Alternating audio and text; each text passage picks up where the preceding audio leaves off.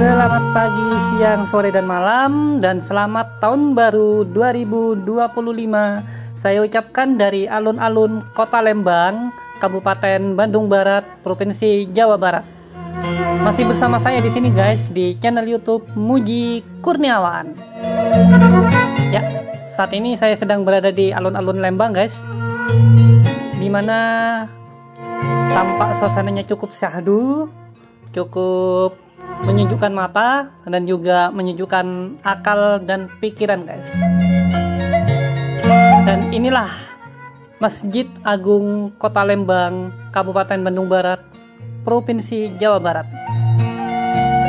Keberadaan saya di tempat ini guys tak lain akan melakukan eksplorasi atau penjelajahan di salah satu objek wisata yang cukup terkenal di Provinsi Jawa Barat, khususnya di Kabupaten Bandung Barat, yaitu objek wisata yang dikenal dengan nama Taman Wisata Alam Gunung Tangkuban Parahu, yang terletak di perbatasan antara Kabupaten Bandung Barat dan Kabupaten Subang, tepatnya kurang lebih 11 km ke arah utara dari Kota Lembang ini guys.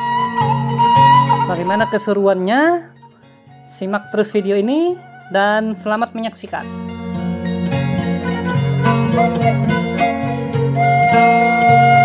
Ya, saya ucapkan selamat datang guys di Taman Wisata Alam Gunung Tangkuban Parahu.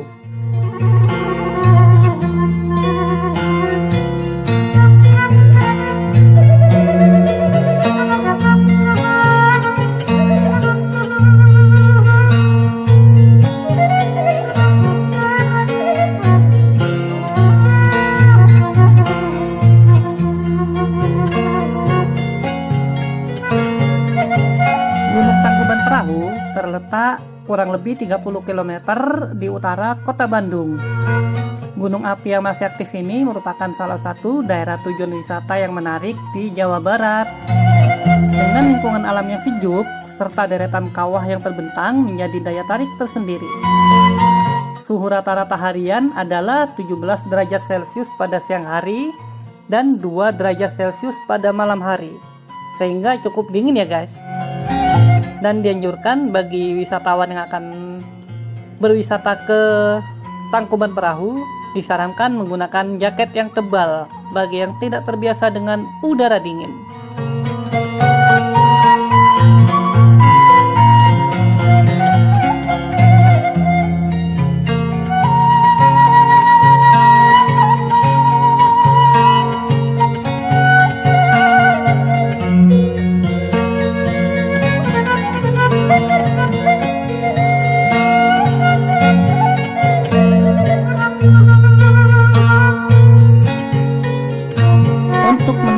Taman Wisata Alam Gunung Tangkuban Parahu ini dapat ditempuh dengan melalui jalur Bandung, Ledeng, Lembang.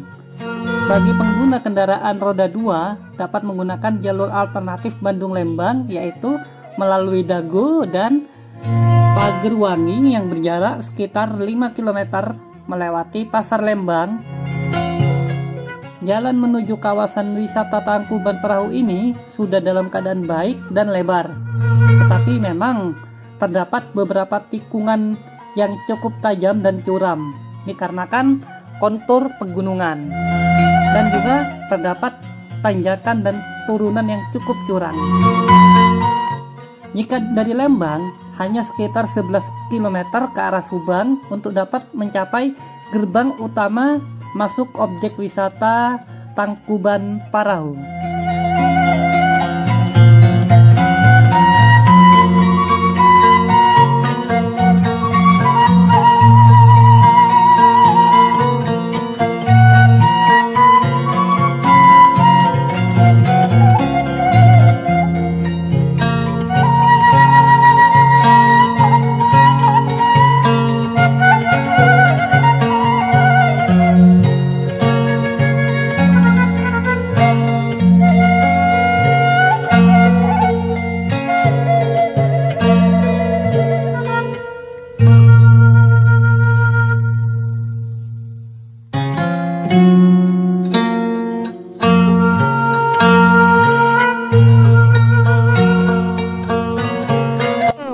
para pengunjung yang berkunjung ke Tangkuban Perahu mungkin bisa membeli beberapa macam oleh-oleh. Salah satunya ini yang gelang, ada gelang, dan juga ada yang bentuk asli. Coba lihat Bang, yang terbuat dari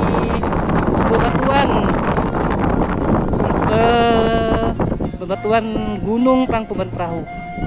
Untuk harga bisa langsung ditanyakan atau dinego sendiri dengan penjualnya. Cuman untuk sekedar preview, kurang lebih untuk gelang ini sekitar 45.000, bisa kurang, bisa nego lah, tergantung kepiawaian anda untuk nego.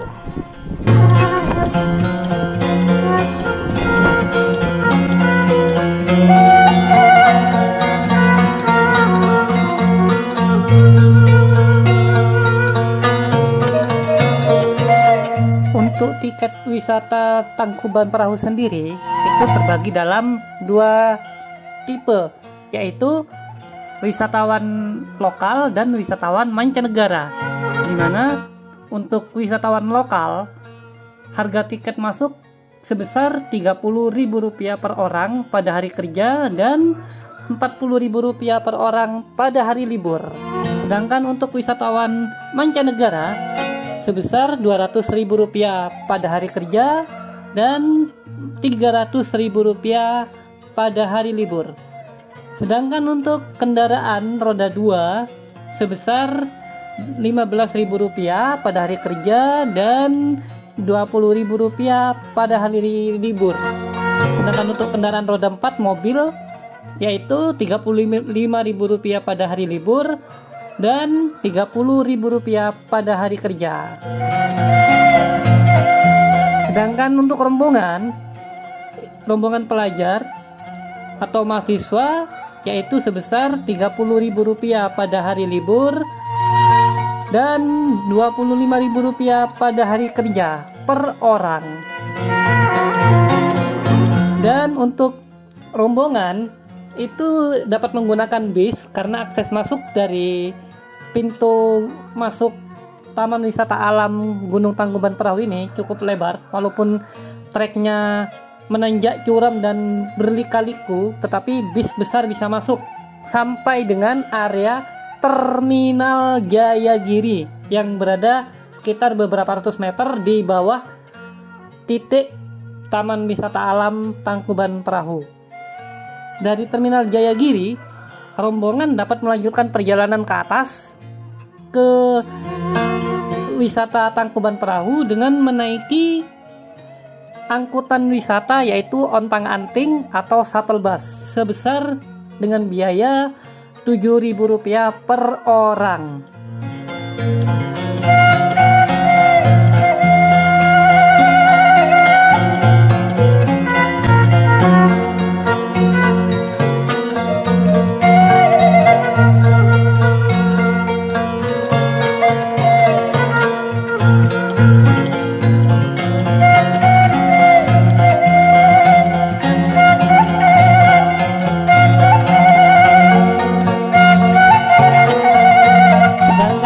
Fasilitas yang tersedia di Taman Wisata Alam Gunung Tangkuban Perahu ini antara lain ada Masjid Agung Jayagiri yang bernama Masjid Jabal Nur yang tadi sempat kita lihat di video penampakannya. Juga ada pos kesehatan, ada satuan pengamanan atau petugas ranger yang berjaga di titik-titik rawan untuk mengantisipasi terjadinya hal-hal yang tidak diinginkan. Serta terdapat pula toilet dan parkir motor serta parkir mobil yang langsung di pinggir kawah, sehingga memudahkan pengunjung wisata untuk melihat secara lebih dekat ke arah kawah utama di Gunung Tangkuban Perahu ini, yaitu Kawah Ratu.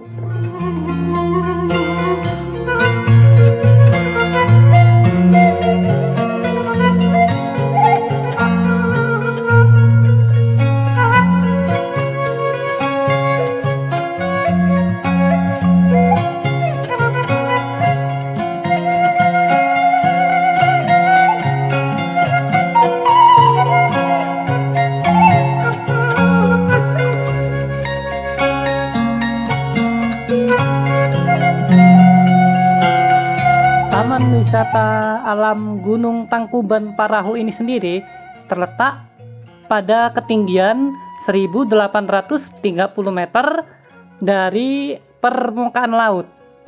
Jadi cukup tinggi ya guys, sehingga memang suhu udara di tempat ini rata-rata termasuk dalam kategori sejuk menuju ke dingin. Sehingga sekali lagi bagi para pengunjung yang tidak tahan dengan suhu udara yang dingin ala pegunungan, disarankan untuk menggunakan jaket yang cukup tebal untuk menghindari terjadinya hipotermia atau penyakit dingin.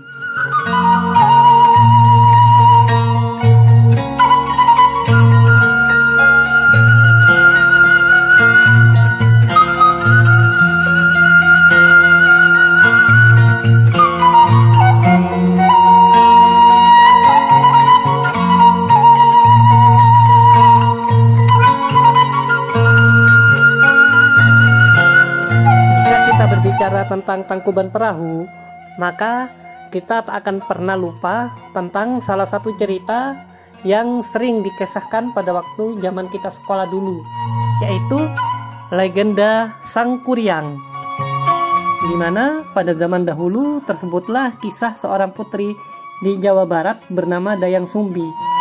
Dia mempunyai seorang anak laki-laki yang bernama Sang Kuryang. Anak tersebut sangat gemar berburu. Dia berburu dengan ditemani oleh seekor anjing yang bernama Tumang. Sang Kuryang tidak tahu bahwa anjing itu adalah titisan dewa dan juga bapaknya yang merupakan suami dari Dayang Sumbi. Pada suatu hari, Tumang tidak mau mengikuti perintahnya untuk mengejar hewan buruan.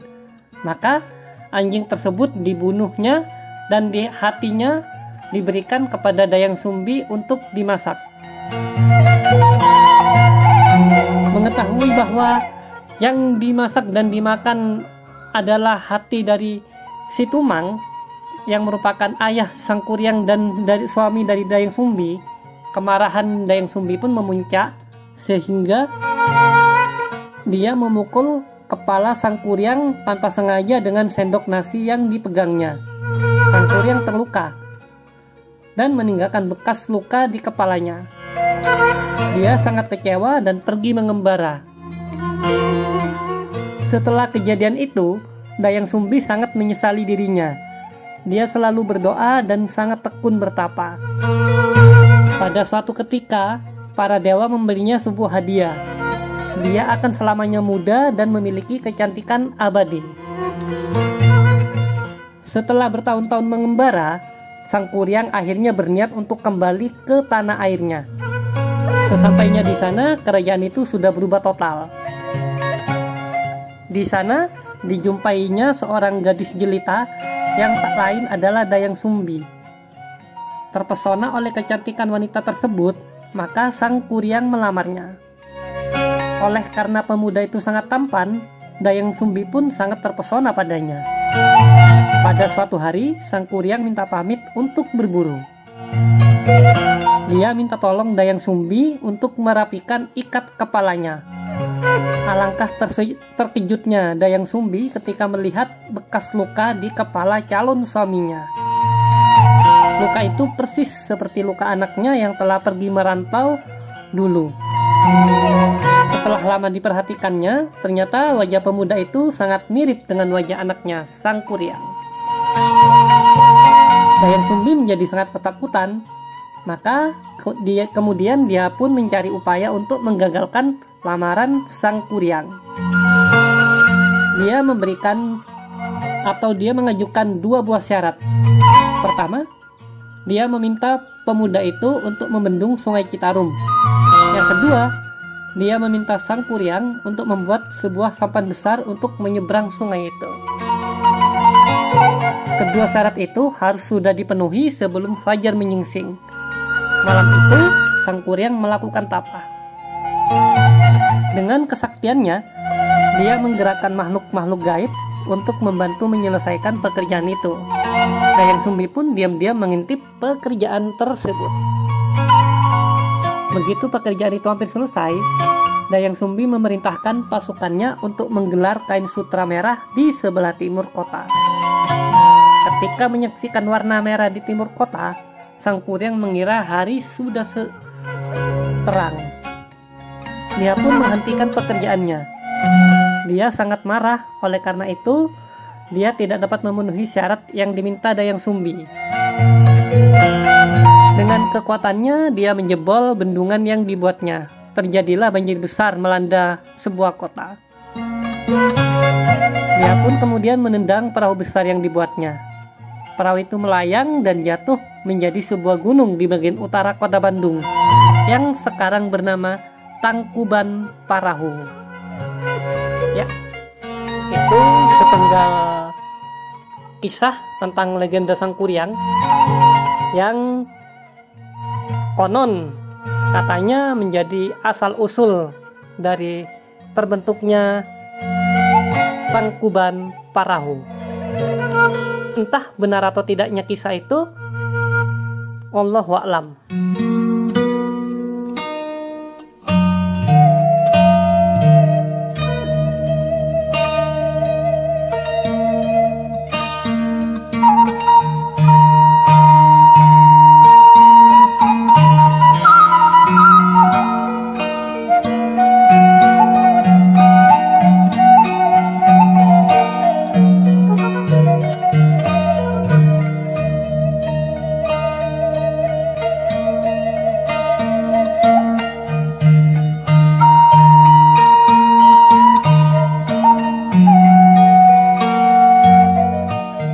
Selama eksplorasi atau penjelajahan saya menjelajahi sepanjang Taman Wisata Alam Gunung Tangkuban Parahu ini, ada beberapa titik di mana saya merasakan ada aura mistis di sana. Entah itu hanya sebatas halusinasi saja atau memang itu merupakan rasa yang tidak dapat dijelaskan dengan logika. Di beberapa titik memang saya merasakan ada sesuatu yang terasa berbeda begitu. Entahlah.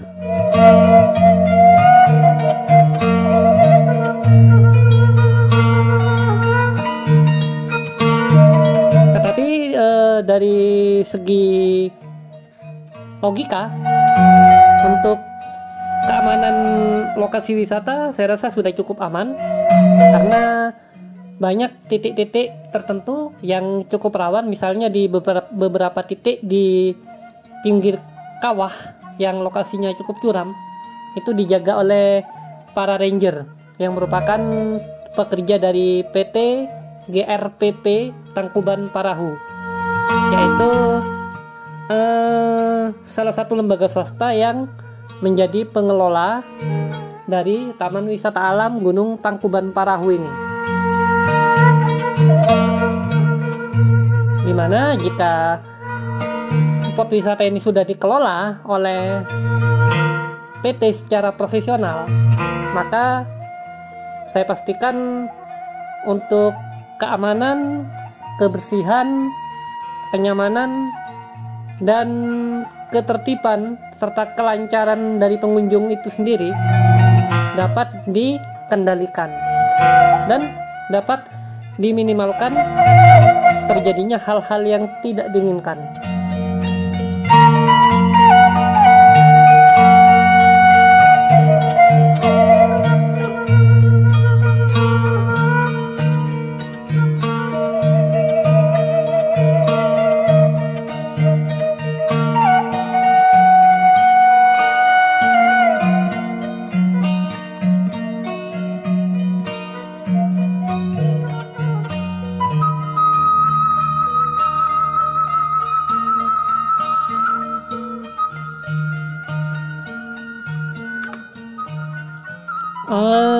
Jika berada di lokasi atau daerah yang dingin-dingin ini, semisal di Tangkuban Parahu yang dingin dan sejuk ini, maka secara alamiah tubuh kita akan cenderung untuk mencari makanan, minuman yang hangat-hangat atau yang panas-panas, guys.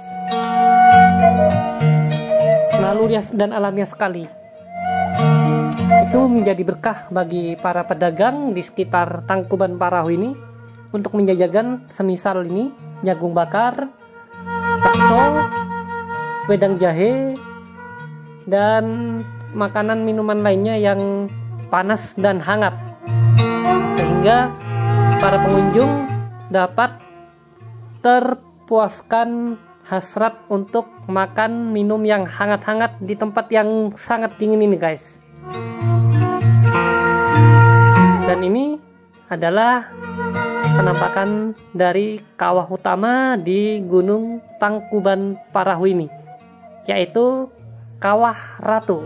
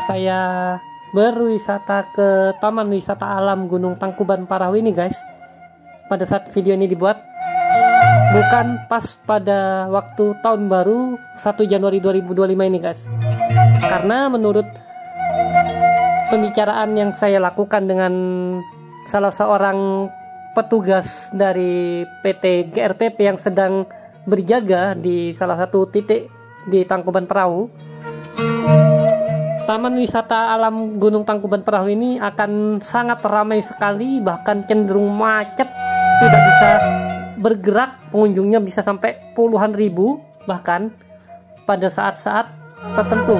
Misal libur Nataru ini guys, libur Hari Raya Idul Fitri, dan juga libur panjang ketika kenaikan kelas anak-anak sekolah guys. Itu akan sangat ramai pengunjungnya, bahkan kendaraan yang akan masuk dan keluar dari kawasan Taman Wisata Alam ini akan sangat macet, bahkan bisa sampai kemacetan berjam-jam itu. Sehingga untuk menghindari terlalu ramainya dan terlalu banyaknya orang, saya menikmati Taman Wisata Alam Gunung Tangkuban Parahu ini pada saat hari kerja saja guys, dimana pengunjungnya tidak terlalu ramai dan saya benar-benar bisa menikmati dengan santai, dengan syahdu, dan dengan hikmat.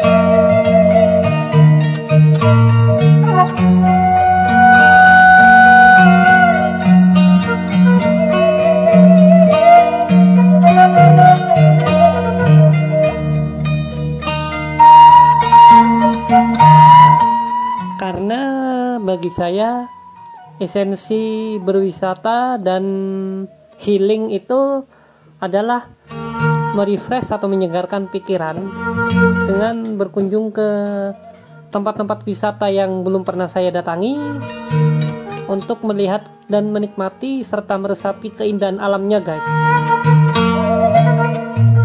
Jujur saya malah sumpek dan ruwet kalau ngelihat keramaian manusia di tempat wisata. Bukannya malah jadi healing gitu guys, saya malah jadi mumet, jadi ruwet, jadi sumpek malah kalau ngelihat tempat wisata yang sangat ramai itu guys. Makanya kebiasaan saya pribadi Kalau mau berwisata atau mau healing, biasanya saya cari tempat wisata yang kondisinya sepi. Misalnya pada waktu hari kerja atau pada waktu hari-hari kantor. Itu sehingga tempat wisata itu tidak banyak dikunjungi orang dan kita bisa mengeksplor, menikmati dan merasakan serta meresapi keindahan alamnya dengan sangat leluasa, guys.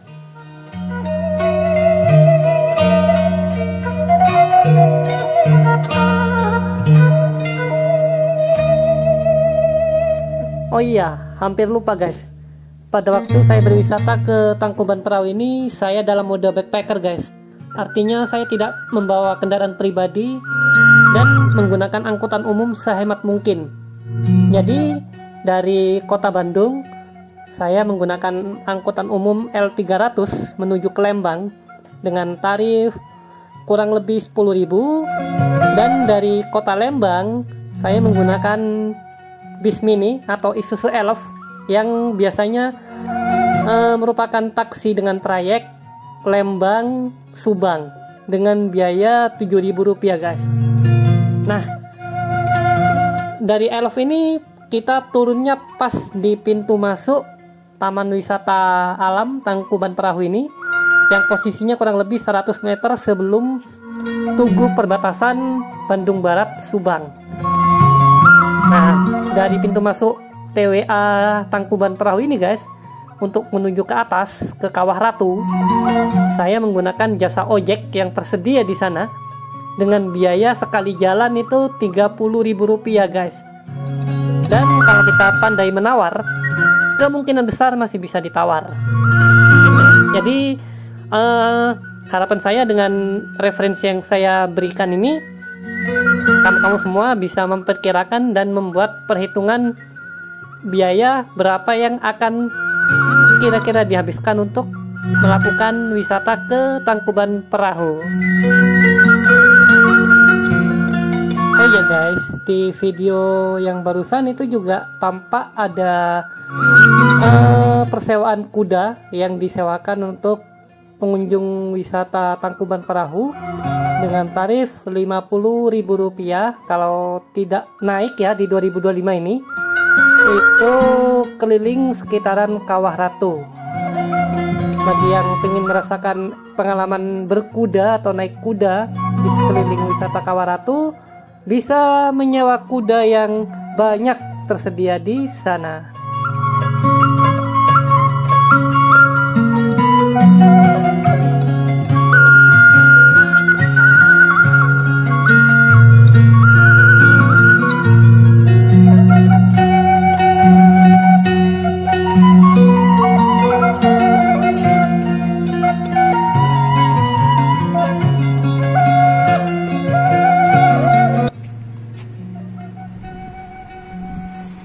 Izin masuk vlog ya, izin masuk vlog ya. Nah, misi rescue topi yang kebawa angin. Wah, untung ada AA security yang tanggap membantu.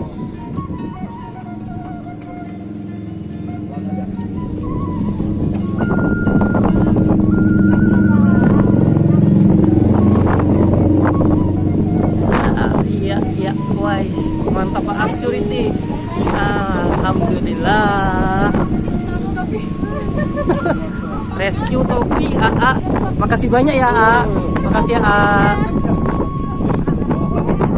Nah, itu dia, guys, sekelumit pengalaman saya mengeksplorasi atau menjelajahi Taman Wisata Alam Tangkuban Perahu yang terletak di Kota Lembang, Kabupaten Bandung Barat, Provinsi Jawa Barat. Sekian, terima kasih.